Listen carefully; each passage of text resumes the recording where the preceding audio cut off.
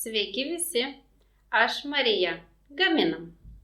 Pasigaminsim tradicinį bolonezę padažą. Į puodą dedam šoninės ir apkepsim, kol ištirps riebalai. Tada sudedam daržoves, svogūnus,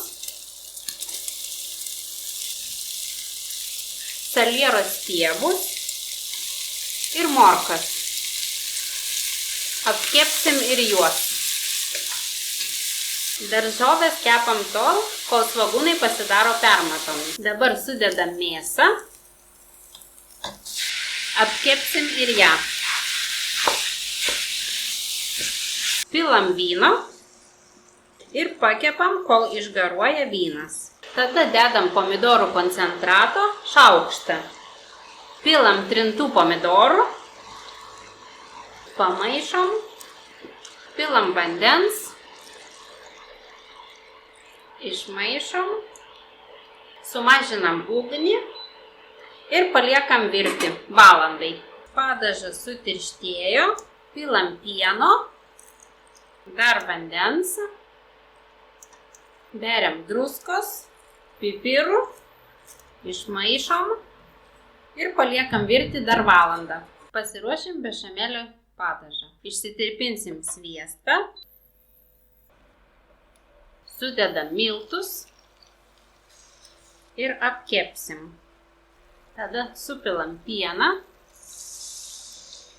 pamaišom, beriam druskos, pipirų truputį, įtarkuojam muskato riešuto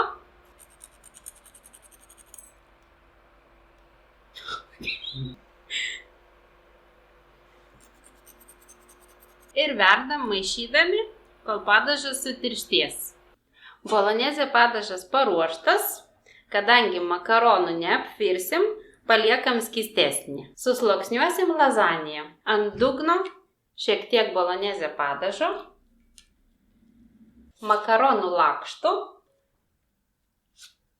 paspaudžiam truputėlį, vėl bolonezė padažo. Ant viršaus bešamelio padažo, tarkuoto parmezano, makaronų lakštų.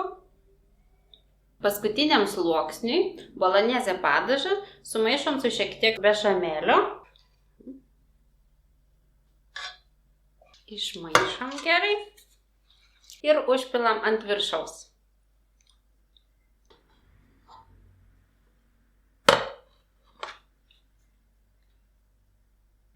Viršų apibarstam sūriu